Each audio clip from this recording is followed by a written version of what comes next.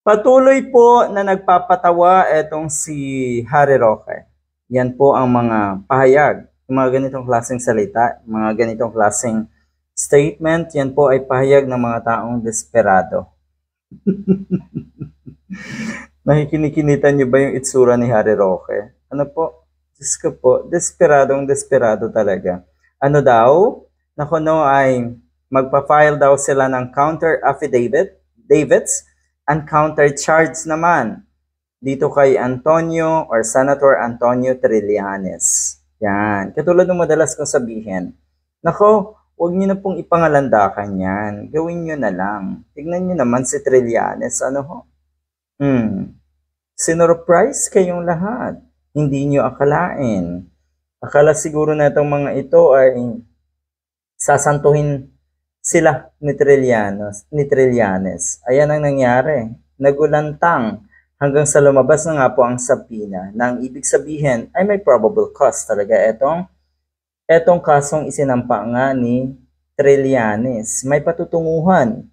Sigurado tayo dyan. Alam niyo naman si Trillanes, hindi basta yan kumikilos na hindi sigurado.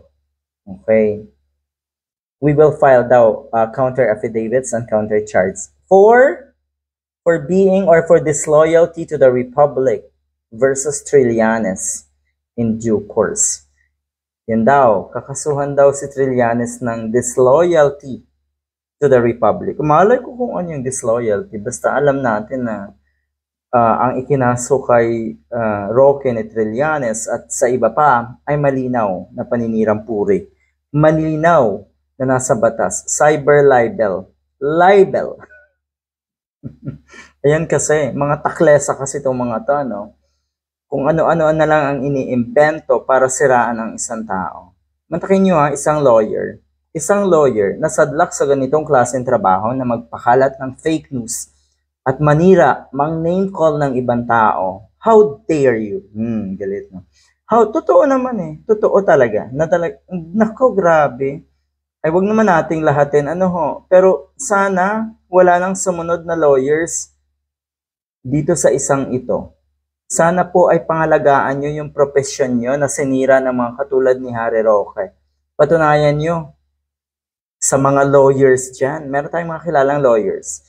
Ito ay isang pinaka-rason kung bakit minsan bumababa ang tingin natin sa mga propesyon na katulad na ito. Dahil sa mga taong, nagiging anay ng propesyon na yan. Nagiging negatibo ang tingin sa propesyon dahil sa ginagawa ng mga katulad ni Harry Roque.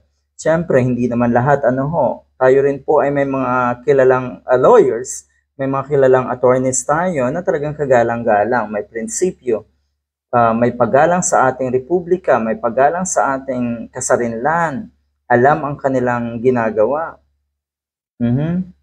Ay etong si Harry Roque po, nagpapagamit, nagmamaang-maangan, nagbubububuhan, nagdadrama, napakarami. Diba? So Trillanes on May 14, yan po ang oras or time na nag-file nga ng cyber libel atong si Senator Antonio Trillanes versus Harry Roque and political blogger na si Banat Bay at ng iba pa. Yon. Pag-disseminate ng false information at mga fake news laban sa akin. Napakaliwanag.